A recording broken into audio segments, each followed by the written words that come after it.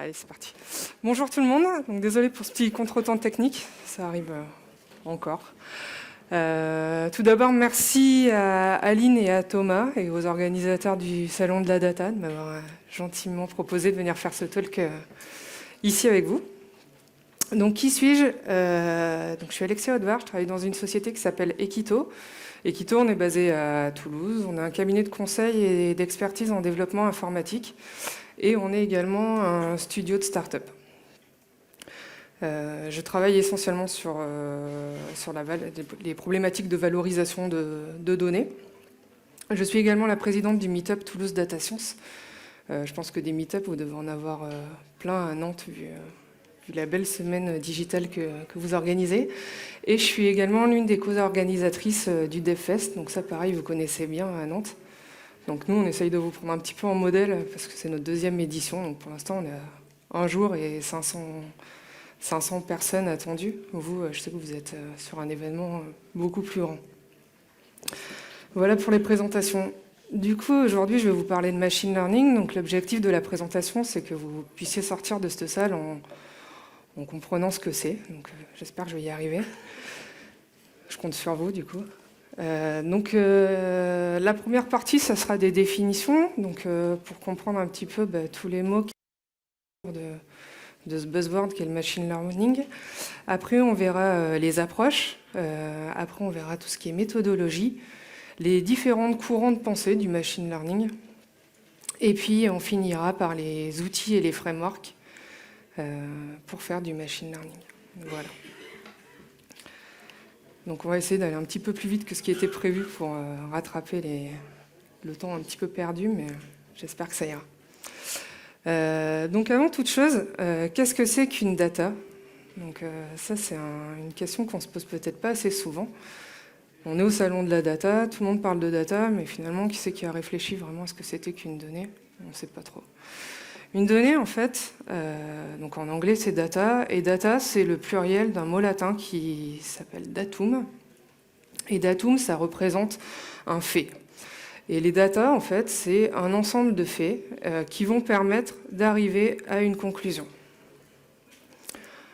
Donc, voilà. Donc nous, on a tendance à utiliser data à la fois au pluriel et au singulier. Bon, on va continuer comme ça, mais c'était juste pour avoir la petite étymologie. Les différents types de données, donc il y a les données structurées. Donc les données structurées, je pense que tout le monde en a déjà manipulé.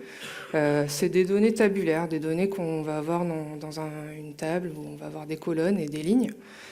C'est des données qu'on a l'habitude de manipuler depuis quelques dizaines d'années maintenant. On a aussi les données semi-structurées. Les données semi-structurées, c'est des données comme les fichiers XML, les fichiers JSON, les fichiers log, et sûrement d'autres. C'est des fichiers où on a besoin de la clé pour les décrypter. Un log, on va le comprendre si on sait que, par exemple, les 6 premiers caractères, c'est le timestamp, que le tiret, c'est le caractère pour séparer les données, et etc. Et avec ce code-là, on arrive à récupérer les données. Donc ça, c'est ce qu'on appelle les données semi-structurées. Et puis, pour finir, on a les données non structurées. Donc les données non structurées, ça va être des images, des photos, des films, et du texte aussi, voilà, chercher le dernier. Et ces données-là, en fait, on en a toujours eu, mais on les traitait pas vraiment. Et c'était vraiment des experts qui allaient faire du traitement d'images, mais c'était pas accessible, on va dire, au grand public. Ces données-là, elles sont de plus en plus nombreuses avec l'explosion d'Internet. Donc du coup, maintenant, on a des capacités de calcul qui nous permettent de faire des traitements sur ces données-là. Et puis, on a des techniques qui nous permettent aussi de traiter ces données. Donc avec le machine learning, on peut traiter ces 3 types de données, donc toutes les données. Les data buzzwords. Pour situer un petit peu le machine learning, on va essayer de voir les différents mots qui gravitent autour. Donc les statistiques. Les statistiques, tout le monde connaît, c'est un sous-ensemble des mathématiques, et c'est des méthodes qui permettent de décrire et d'analyser des observations, voire des données. De ces statistiques, on va en extraire des patterns, des corrélations entre des variables. Il y a le data mining aussi. Le data mining, ça a apparu il y a une vingtaine ou trentaine d'années, quand quand les bases de données ont explosé, donc on a eu plus de données, et il a fallu trouver des méthodes pour accéder à ces vastes ensembles de données. Et c'est dans ce sens-là que le data mining est arrivé. Donc pareil, le data mining, il utilise un peu des méthodes statistiques, et puis permettent de reconnaître des patterns.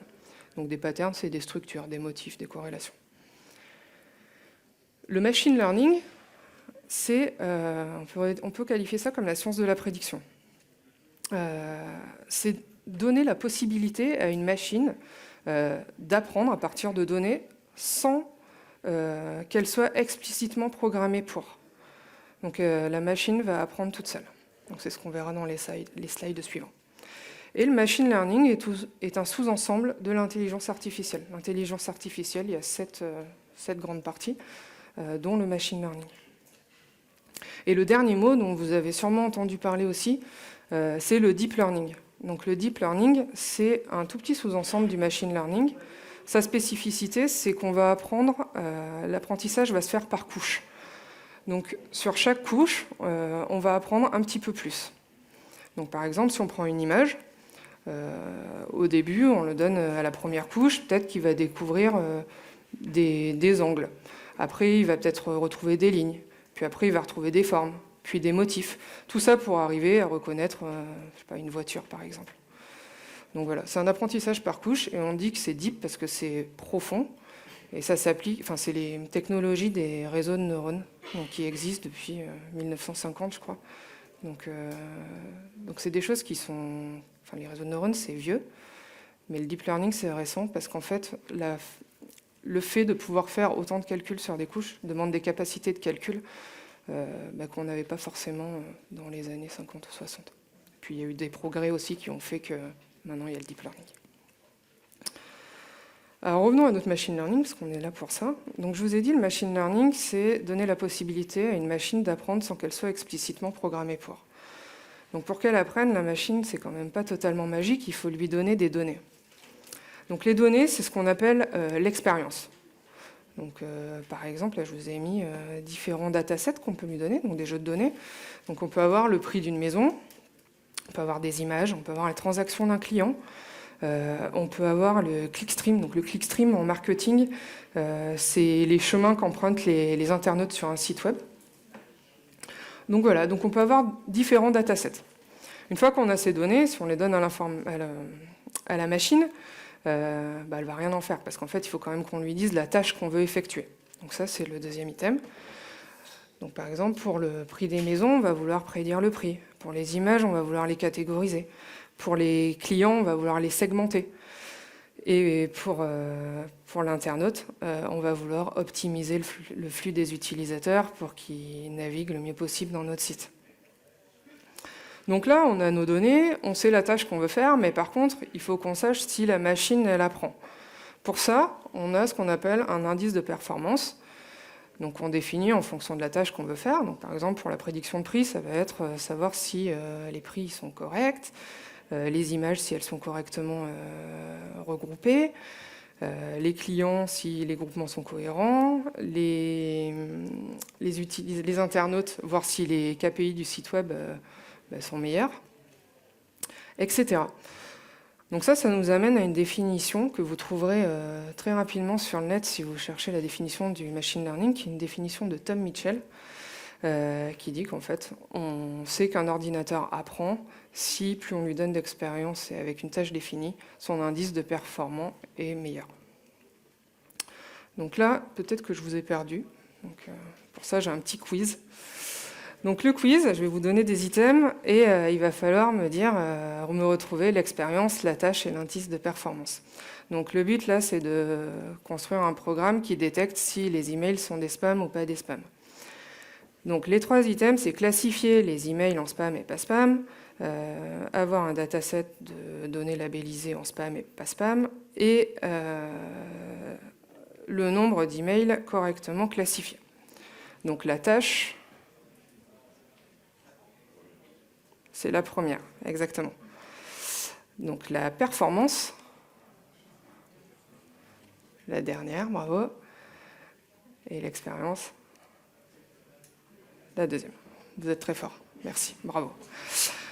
Donc voilà, donc ça c'est important parce qu'en fait c'est des questions qu'il faut se poser avant même qu'on fasse un algorithme de machine learning, c'est de savoir quelles données on a besoin, qu'est-ce qu'on veut faire et comment on va mesurer la performance de notre modèle. Alors quand est-ce qu'on utilise le machine learning? On va l'utiliser quand l'expertise humaine n'existe pas. Par exemple, là, c'est le robot rover Mars Curiosity. Donc, je ne sais pas si vous avez sûrement dû en entendre parler. Le petit robot qui a été sur Mars. Personne ne savait comment c'était sur Mars. Donc, du coup, dans le robot, on a mis du machine learning pour qu'il puisse détecter les obstacles et ce genre de choses. Quand les humains ne sont pas capables d'expliquer leur expertise. Donc là, vous comprenez tout ce que je vous dis. Mais par contre, vous ne savez pas pourquoi votre cerveau comprend ce que je vous dis. Donc ça, typiquement, le machine learning, ça aide beaucoup dans tout ce qui est reconnaissance vocale. Quand les solutions changent régulièrement au cours du temps.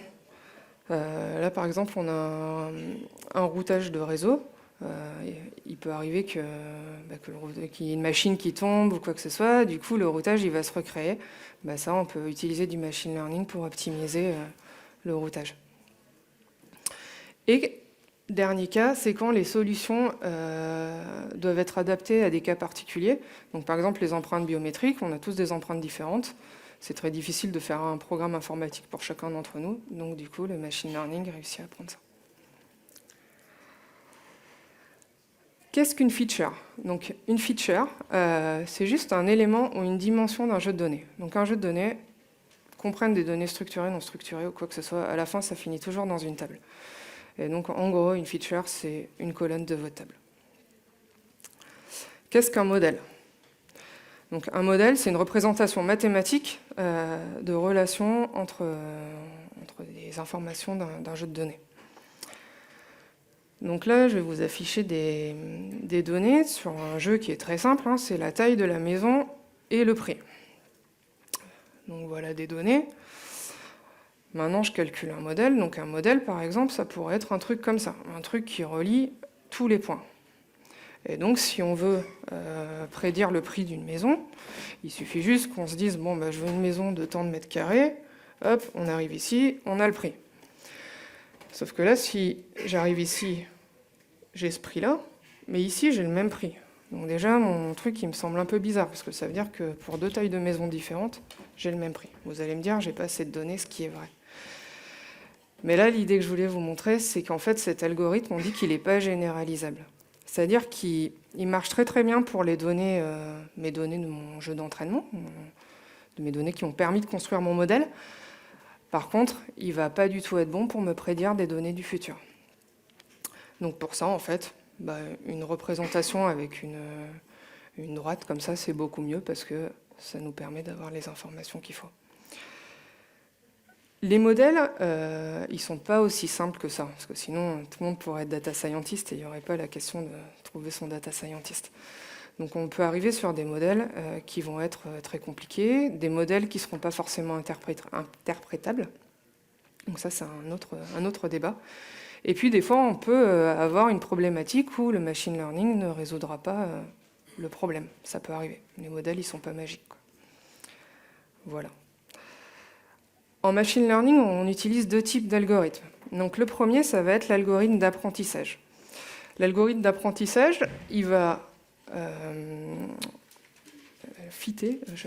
trouver, je cherchais le mot en français, les paramètres pour faire marcher un modèle. La recherche des paramètres en machine learning, c'est une des choses les plus importantes. On verra tout à l'heure qu'il y a plein de des méthodes et des modèles de machine learning qui existent, des familles d'algorithmes, mais par contre, le truc le plus compliqué à faire, c'est de trouver les bons paramètres qui vont faire en sorte que votre modèle va marcher. Donc ça, c'est ce qu'on fait dans la phase d'apprentissage avec l'algorithme d'apprentissage. Une fois qu'on a fait ça, on a notre modèle et on va pouvoir faire de la prédiction. La prédiction, c'est ce qu'on va appeler l'algorithme d'inférence. Voilà. C'est bon pour tout le monde? Donc on passe à la partie 2. Donc les différentes approches du machine learning. Donc la première approche qu'on entend parler le plus, c'est l'apprentissage supervisé. L'apprentissage supervisé, ça veut dire qu'on a un jeu de données labellisé. Donc labellisé, c'est qu'on a des données et qu'on a une sortie. Donc on sait ce qu'on doit prédire. On sait exactement, on sait si c'est un nombre, on sait si c'est une classe, etc. Et l'algorithme, il va prédire une sortie à partir des entrées. Le but de ça, c'est de faire de la prédiction. C'est vrai que depuis tout à l'heure, je vous parle beaucoup de prédiction, parce qu'on fait essentiellement dans 99% des cas de la prédiction. Mais on peut aussi faire de l'information, c'est-à-dire essayer de comprendre les corrélations qu'on a dans nos données. Et le machine learning peut être un moyen pour faire ça. Donc des données labellisées, ça ressemble à ça. Donc on a en input, c'est nos données d'entrée. Et output, c'est la donnée de sortie. Donc c'est ce qu'on veut prédire. Là, on veut prédire le prix d'une maison en fonction de différentes colonnes. Donc ils sont le nombre de chambres, la taille de la maison, le code postal, etc. Et je vous ai dit tout à l'heure, une feature, c'est une colonne. Donc la première colonne, par exemple, c'est la feature de la colonne A. Et avec l'algorithme d'apprentissage supervisé, ce qu'on veut faire, c'est trouver une méthode mathématique, un modèle mathématique H, qui va prendre en paramètre les features A, B, C, enfin toutes nos features, pour essayer de prédire un nouveau Y. Et le but, c'est que la différence entre le Y de base et le Y prédit soit le plus petit possible.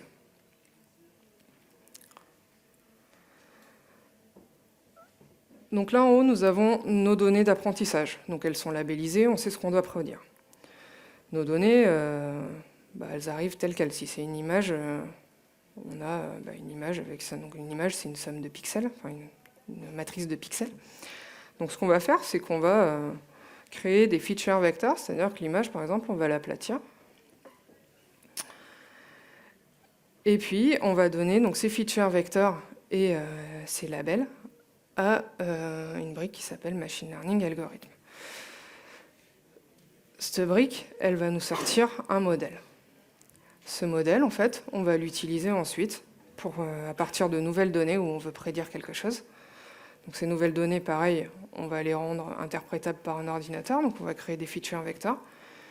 On va donner les feature vectors au modèle et ça va nous donner une sortie, donc la chose qu'on souhaite prédire.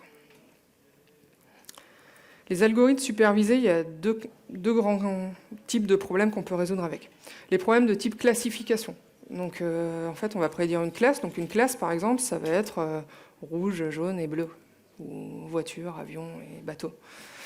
Donc on peut voir ça comme des chaînes de caractères. C'est ce qu'on appelle des sorties symboliques. Et on peut aussi faire de la régression. Donc la régression, c'est le cas typique du prix de la maison. On va on va prédire une valeur. Et la sortie est une valeur numérique. Alors quelques exemples rapides d'apprentissage supervisé. Donc on a la détection de spam. Donc ça, c'est le cas que vous avez résolu tout à l'heure. On va savoir si une personne est malade ou pas malade, différenciation de maladie. Reconnaître des chiffres, donc ça c'est très utilisé à la Poste ou à la Sécurité sociale pour reconnaître les écritures manuscrites. Donc ça, la reconnaissance de chiffres, c'est l'un des premiers programmes qu'on fait du machine learning. Ça peut paraître très compliqué, mais en fait, c'est assez simple. Et on arrive à avoir des taux de résolution à peu près 99%, donc ce qui est quand même plutôt correct. La reconnaissance vocale, la prédiction de données de séries temporelles, donc par exemple prédire une charge d'électricité ou l'usage d'un réseau, etc. Ou faire de la reconnaissance d'objets par ordinateur. Donc voilà quelques exemples, il y en a plein d'autres, mais c'était pour vous montrer qu'en fait on peut résoudre des problématiques qui sont très très variées. Donc là je vous ai parlé de l'apprentissage supervisé, maintenant je vais vous parler de l'apprentissage non supervisé. Donc l'apprentissage non supervisé, la différence c'est que les données ne sont pas labellisées, donc on ne sait pas ce qu'on veut prédire. Du coup, qu'est-ce qu'on peut faire avec? On va pouvoir faire du clustering, c'est-à-dire rassembler des données qui peuvent se ressembler. On va pouvoir faire aussi de l'association. Donc l'association, ça permet de découvrir des règles, et c'est entre autres ce qui est utilisé, si vous utilisez Netflix ou Spotify, pour faire les moteurs de recommandation quand il vous dit d'autres utilisateurs ont aimé ce film. Voilà, c'est ça qui est derrière. Ça peut être aussi utilisé pour faire de la réduction de dimension. Donc on a un jeu de données avec beaucoup de features, et nous on ne sait pas quelles sont les données qui sont importantes ou pas. Du coup, l'apprentissage non supervisé peut vous permettre de réduire ça, et du coup après de traiter peut-être plus facilement vos données. Et ça permet aussi de faire de la détection d'anomalies, de retrouver dans toutes les données quelle est la donnée qui paraît bizarre. Donc comment ça marche? Donc c'est pareil que l'algorithme supervisé, sauf que les données ne sont pas labellisées. Donc on a notre jeu d'entrée, donc on crée nos features vectors, on le donne à la brique qui construit l'algorithme de machine learning. Hop, ça nous sort un modèle. Les nouvelles données, on crée un feature vector, on les donne au modèle. Et là, en sortie, contrairement à tout à l'heure où ça nous prédisait un label, donc soit un chiffre, soit une classe, là, ça va nous produire soit un indice de vraisemblance, soit un ID d'un cluster, ou une meilleure représentation si on est dans le cas où on veut réduire les dimensions. Quand est-ce qu'on utilise les apprentissages non supervisés?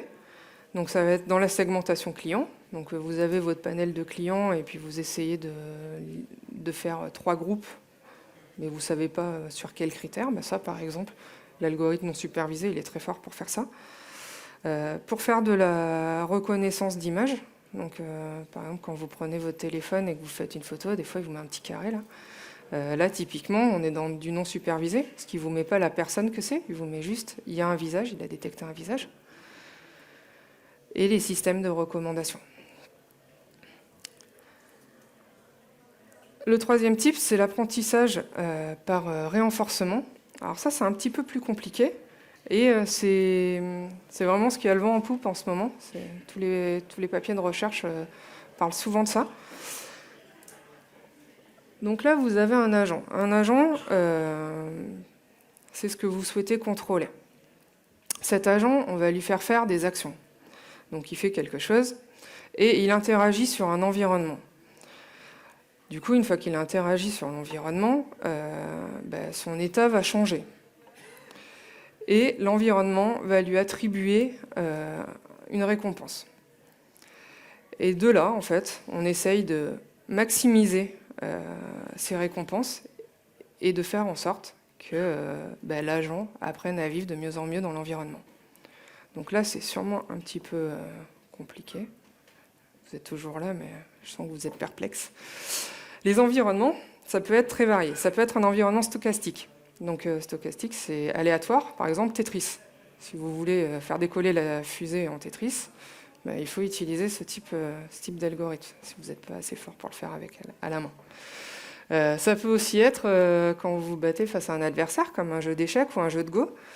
Ça peut être quand l'environnement est partiellement inconnu, comme si on essaye de faire de la bicyclette par exemple, ou partiellement observable, comme les robots. Et donc dans quel cas on utilise ça? Donc le cas sûrement le plus utile, c'est pour gagner Mario Bros. Donc Mario, il est dans l'environnement du monde. S'il tape le petit champignon, enfin le Toad, là, du coup il va mourir. Donc petit à petit, il va apprendre qu'il ne faut pas taper dans ces petites bêtes-là.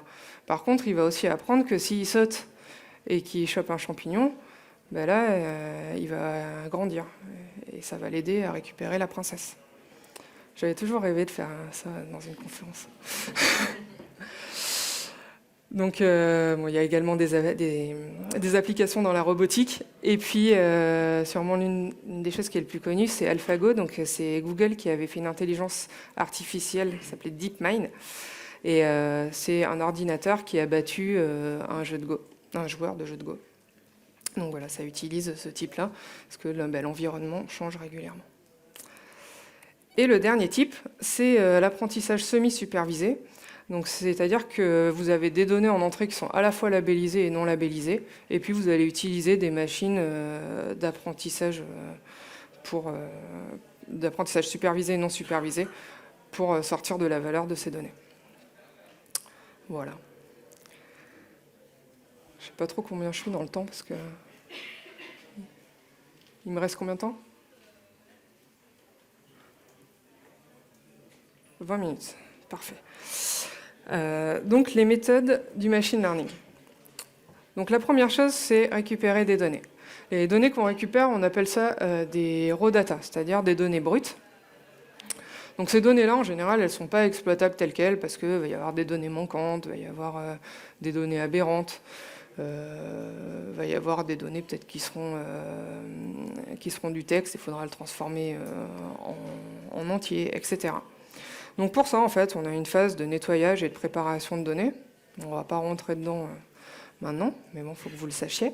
Et puis, une fois que ces données, elles sont prêtes, on va construire notre modèle de machine learning.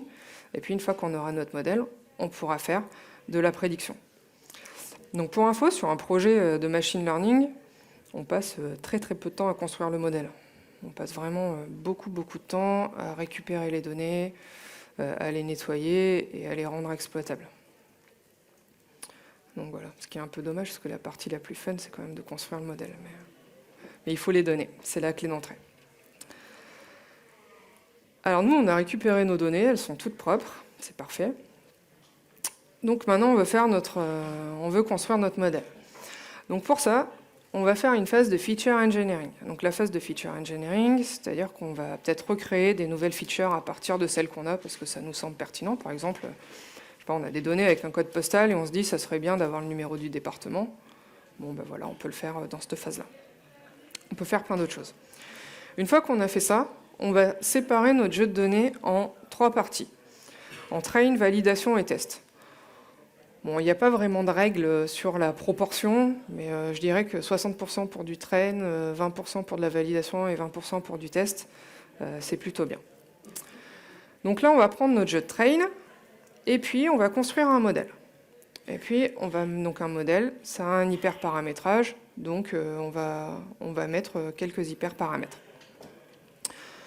De là, on construit le modèle, donc on a notre modèle.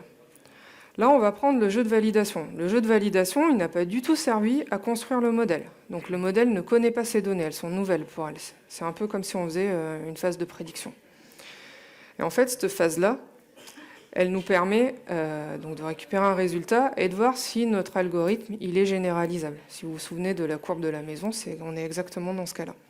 Donc le but, c'est d'avoir un modèle qui est le plus généralisable possible. Donc là, on peut avoir des phases de cross-validation, différents types de validation, mais on ne va pas rentrer dans le domaine, dans le truc maintenant.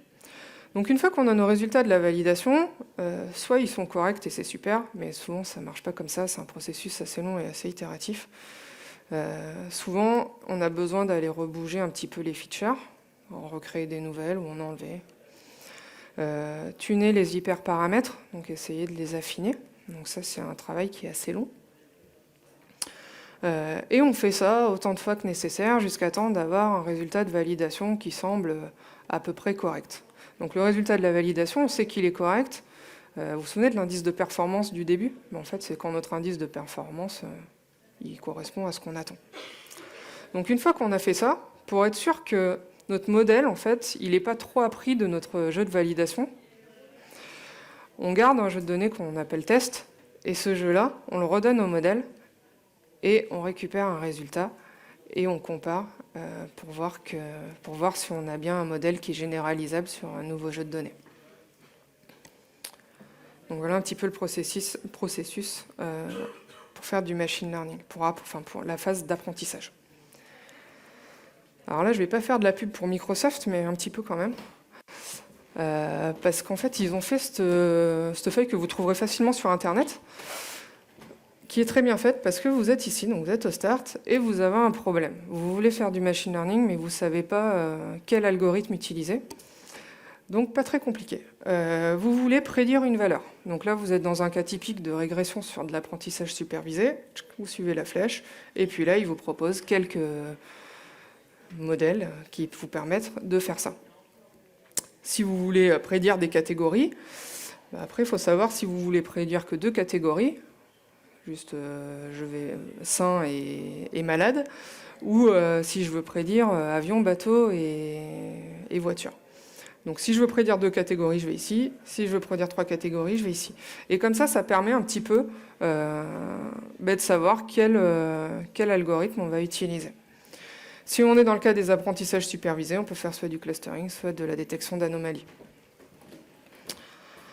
Donc voilà, je vous encourage à aller récupérer cette feuille, elle est très bien faite. Alors, les tendances du machine learning. Donc le machine learning, il s'appuie sur 5 tendances, qu'on va passer très rapidement. Je vous donnerai les références d'un livre si ça vous intéresse, qui explique très bien les 5 tendances de manière un peu plus précise que le temps qui m'est imparti. Donc le premier mouvement, c'est les symbolistes. Les symbolistes, ils viennent de la logique, de la philosophie. Et leur algorithme de prédilection, c'est ce qu'on appelle l'inverse déduction. Donc attention, il va y avoir un gros problème de mathématiques. 1 plus 1 égale... Vous êtes censé être fort en maths, non ? 1 plus 1 égale 2. Bravo. Donc 1 plus quelque chose égale 2. Le quelque chose, c'est 1. Bon, jusque-là, on est bon. Donc ça, en fait, l'addition, c'est ce qu'on appelle la déduction. Et la soustraction, c'est l'induction. Et en fait, l'algorithme qu'utilisent les symbolistes, c'est l'inverse déduction, c'est-à-dire l'induction. Et ça, à quoi ça sert ? Ça sert à faire tout ce qui est moteur de règles. Donc on donne des faits et puis on arrive à prédire des choses comme ça. L'algorithme qui est beaucoup utilisé, c'est tout ce qui est arbre de décision. Voilà, et ça permet en fait de composer la connaissance. Donc ça, c'est des technologies, c'est les premières technologies qui ont été utilisées en machine learning. Elles sont toujours utilisées maintenant, mais on verra qu'en fait, on les mixe aux autres. Elles ne sont pas forcément utilisées que toutes seules. Le deuxième, c'est le mouvement bayésien. Le mouvement bayésien, il tient ses origines des statistiques. Et son algorithme phare, c'est l'inférence probabilistique. Bon, je ne vais pas rentrer dans les détails, mais en gros, c'est cette magnifique formule, c'est une probabilité. Et ça permet de résoudre tous les problèmes d'incertitude. Le troisième, c'est les connexionnistes. Donc les connexionnistes, eux, ils tirent leurs origines de la neuroscience, parce qu'en fait, ils partent du principe qu'on va essayer de modéliser un neurone de notre cerveau. Alors, pour ça, un neurone. Donc, petit cours de sciences nat. Donc là, ici, vous avez des dendrites. Donc les dendrites, ça va être ce qui récupère les informations des autres neurones.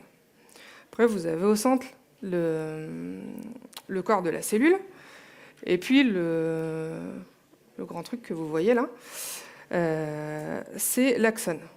Et puis, au bout du jaune, là, on a les synapses. Et les synapses, c'est l'information qui va être transmise à d'autres neurones. Donc du coup, on modélise tout ça de manière informatique, et ça nous donne ça. Donc ça, c'est un neurone formel. Donc les dendrites, donc c'est là où on récupère l'information. En fait, on a des inputs à la place. Dans le body de la cellule, on va avoir une somme pondérée de tous les inputs. Alors pourquoi pondérée ? C'est qu'en fait, toutes les informations qu'on récupère, il y en a peut-être qui ne nous intéressent pas, et puis d'autres qui sont très importantes. Donc du coup, on les pondère, on leur met des poids. Donc voilà, en sortie de la cellule, du coup, on va avoir une valeur. Et là, après, il va y avoir une fonction d'activation qui va nous dire si cette info elle est importante ou pas, et sous quelle mesure à transmettre à un autre neurone. Et donc, quand on parle de réseaux neuronaux, qu'est-ce que c'est en fait ? C'est une association de neurones formels, donc d'exactement de ça, en un graphe qui est plus ou moins complexe. Avec ça, vous ne ferez rien, parce qu'avec un neurone dans une tête, on ne fait rien. Donc là, c'est pareil. Il en faut plein, on peut les relier entre eux. Et ça marche sous forme de couches. Donc c'est ce que je vous ai expliqué au tout début. Et donc c'est avec ça qu'on a maintenant le deep learning. L'algorithme phare, c'est la backpropagation. Donc la backpropagation, c'est un algorithme qui permet de trouver les bonnes valeurs de tous les poids. Parce qu'en fait, plus vous allez mettre de neurones, chaque neurone a une matrice de poids qui lui est associée. Donc ça peut vite devenir l'enfer pour trouver exactement les bonnes matrices de poids. Donc ça, c'est la backpropagation et ça a été inventé dans les années 1980. Le quatrième mouvement, c'est le mouvement évolutionniste. Donc eux, ils tirent leurs origines de la biologie. Donc c'est tout ce qui est algorithme génétique. Donc en fait, on va prendre la donnée et puis on va lui faire des mutations, on va la mélanger avec d'autres données, etc. Et donc ça permet de découvrir des structures. Le cinquième, c'est... alors en français, je ne sais pas trop comment on dit, mais on va dire que c'est le mouvement de la vraisemblance. Eux, ils tirent leurs origines de la psychologie. Et l'objectif, c'est de regrouper les items qui se ressemblent, donc par similarité. Les algorithmes phares, c'est le kernel mashing, le SVM. Et donc, du coup, on a ces cinq mouvements qui tirent leurs origines de mondes un petit peu divers. Et du coup, maintenant, qu'est-ce qu'on fait avec tout ça? En fait, on va essayer de les mixer un petit peu, et puis ça va nous faire en fait toute notre trousse à outils pour faire du machine learning. Donc cette présentation-là, elle est issue du livre de Pedro Domingo, The Master Algorithm, qui explique très très bien tout ça. Voilà un petit peu. Pour finir, je vais vous parler des outils et des frameworks qu'on peut utiliser pour faire du machine learning. Donc, vous allez voir, il y en a plein. Personnellement, je ne les ai pas tous testés et j'en ai sûrement oublié, j'en ai listé que quelques-uns. Donc tout d'abord, la façon la plus simple de faire du machine learning, si vous venez du monde de la programmation, c'est Python ou R. Donc Python, c'est vraiment un langage de programmation, vous pouvez tout faire avec du site web jusqu'à du machine learning. R, c'est plus un langage pour les statisticiens et qui est très bien adapté pour faire du machine learning. Après, vous avez Octave et MATLAB, qui sont des logiciels, et eux, ils sont spécialisés dans tout ce qui est calcul matriciel. Donc vous pouvez aussi faire du machine learning avec ça. Perso, j'en ai pas vu beaucoup, mais c'est possible. Après, vous avez des plateformes, donc des outils un peu clés en main qui vont vous guider de la récupération de votre donnée au nettoyage, la préparation, tout ça, au test de différents algorithmes. Donc vous avez DataIQ, on va faire un peu de la pub, c'est un français, c'est une boîte française. Et ils ont une super plateforme pour faire du machine learning. Donc vous avez une version gratuite que vous pouvez tester sur votre poste. Dès lors que vous allez vouloir travailler en équipe, là il faudra prendre une version payante. Mais déjà avec la version gratuite, vous avez toutes les fonctionnalités pour travailler seul. Donc après vous avez NIME, RapidMinder et SAS. Qui ont des versions... alors ça, je pense que c'est que payant, et NIME et RapidMinder, il me semble qu'il y a des versions gratuites. Après, vous avez tous les outils de machine learning dans le cloud. Donc forcément, les gros du cloud, ils ont tous leurs solutions. Hein. Donc vous avez Amazon, Machine Learning, Azure, c'est Microsoft, Google Machine Learning, c'est Google. Et puis j'ai cité aussi BigML, qui est une plateforme qui est assez sympa pour faire du machine learning. Après, si vous avez des données qui sont réparties dans un cluster Hadoop, ou même pas forcément Hadoop. Alors si vous avez un cluster Hadoop, vous avez deux solutions pour faire du machine learning dans le cluster, en utilisant toute la répartition de vos données. Ça va être le framework Apache Maout et la librairie Spark Machine Learning. Si vous n'êtes pas dans du Hadoop, vous pouvez faire aussi du Spark Machine Learning. Si vos données, par exemple, elles sont dans du Cassandra, ça marche. Et pour finir, les frameworks qui permettent de faire du deep learning. Donc, vous avez Apache Synca, Café, CNTK de Microsoft, MXNet, TensorFlow, que je pense que tout le monde connaît parce que c'est porté par Google, Theano et Torch. Alors, quelles sont les différences? Alors, MXNet, c'est celui qui a été choisi par Amazon. Donc sur la plateforme Amazon, vous avez MXNet. CNTK, c'était très optimal pour faire de la reconnaissance vocale. Café, à la base, c'était plus fait pour faire tout ce qui est vision par ordinateur. TensorFlow et Theano, c'est très proche de NumPy, s'il y a des gens qui font du Python, donc on n'est pas trop perdu. Et Torch, c'est la solution qui est utilisée par Facebook, dans le centre de recherche de Facebook. Et Apache Synca, c'est un nouveau framework qui bosse beaucoup et qui est porté par la fondation Apache. Donc lui, il n'a pas de gros derrière lui, parce que tous les autres, ils ont du Google, du Amazon, du Facebook, donc voilà. Du coup, qu'est-ce qui nous attend dans le machine learning? Déjà, il y a une tendance qui est forte, c'est que l'open source est vraiment très présent. C'est beaucoup porté par les GAFA, donc Google, Amazon, Facebook et Apple. Mais il y a aussi pas mal d'innovations qui sont portées par la recherche, parce qu'en fait, la recherche, ça fait longtemps qu'ils travaillent sur des réseaux de neurones, mais ce n'était pas forcément accessible au grand public, donc il y a un fossé qui est en train un peu de se restreindre. Donc il y a Amazon, par exemple, qui a libéré son framework, qui s'appelle DSSTNE. Il y a Google qui a libéré son analyseur textuel qui est censé être le plus précis du monde, d'après eux, qui s'appelle SyntaxNet. Apple a publié la semaine dernière des articles de son propre centre de recherche à tout le monde, donc c'est accessible en open source. Et puis il y a plein de choses. Et on voit que tout le monde libère son code, ce qui fait que ça fait avancer la communauté et qu'on a des solutions de plus en plus abouties qui nous permettent de faire de plus en plus de choses. Le machine learning, je pense que vous en êtes tous conscients, il est partout.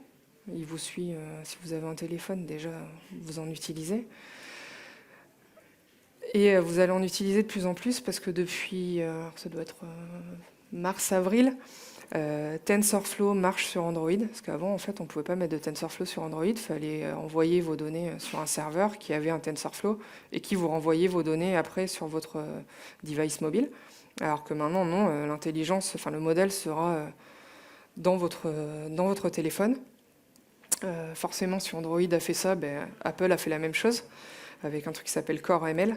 Et si vous avez suivi la dernière sortie de l'iPhone X la semaine dernière, il va y avoir un système de reconnaissance faciale pour déverrouiller vos téléphones. Donc ça, c'est un algorithme de machine learning. Donc on a parlé de recherche, on a parlé du fait que c'était partout. Mais il y a une autre chose qui est importante, c'est tout ce qui est hardware. Parce qu'en fait, si ça buzz autant le machine learning en ce moment, c'est parce que, oui, certes, on a plus de données, mais on a surtout des capacités qui nous permettent de stocker et de traiter et de faire plein de calculs sur ces données-là. L'une des puces les plus prometteuses, c'est la Google TPU. Donc forcément, Google, ils ont un centre de recherche, ils ont développé cette puce qui s'appelle Tensor Processor Unit. Et elle est spécialisée pour tout ce qui est calcul matriciel et elle a des performances extraordinaires. Donc Google a mis dans tous ses data centers des TPU.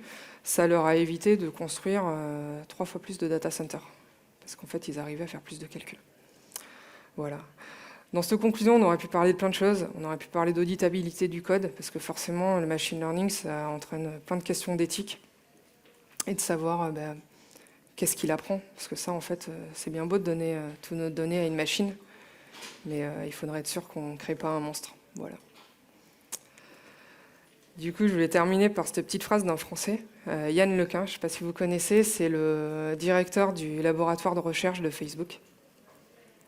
Et c'est l'une des personnes qui a œuvré le plus pour le deep learning dans les années 80. Et voilà, il est à la tête du laboratoire de Facebook. Et du coup, le laboratoire de recherche de Facebook est en France, parce qu'il voulait vivre en France. Donc on a aussi des stars dans notre pays. Voilà, j'espère que ça vous a plu. Et je vous remercie. Si vous avez des questions, je passe en attente.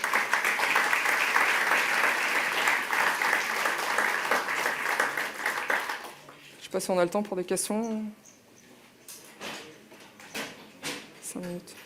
Pas de questions? Oui? Attends, je crois qu'il t'amène un micro.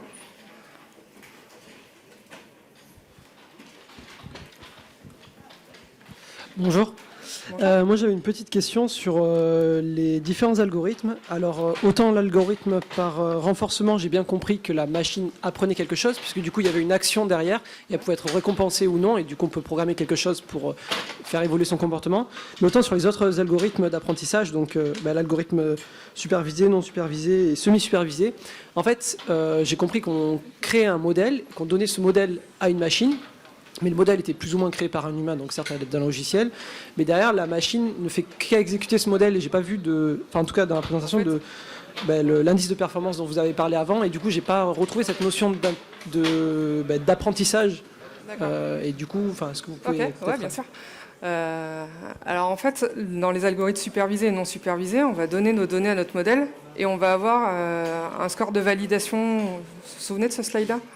Et en fait, cette validation, derrière, il y a l'indice de performance. Et l'indice de performance, en fait, quand on donne le modèle, on lui dit, je sais pas, je veux faire une régression linéaire, on va lui dire qu'on veut utiliser tel indice de performance. Et donc, du coup, il va savoir qu'il faut optimiser le modèle, donc faire de l'apprentissage pour réduire cet indice de performance. L'indice de performance, il est caché dans le modèle, dans les supervisés et non supervisés. D'accord, donc le modèle, en fait... Le modèle, il apprend. D'accord, donc le modèle évolue, c'est la machine qui fait évoluer ce modèle. Ok, d'accord. Merci. En fait, par exemple, sur les réseaux de neurones, ça va être les poids qui vont être mis à jour. Sur une régression linéaire, donc une régression linéaire, c'est une droite, ça va être les différents paramètres de la droite, etc. Si c'est un arbre, ça va être comment l'arbre se construit. Voilà. D'accord, merci. Désolé, c'était un petit peu rapide, du coup. Bon, je crois qu'il n'y a plus de questions. Mais merci beaucoup.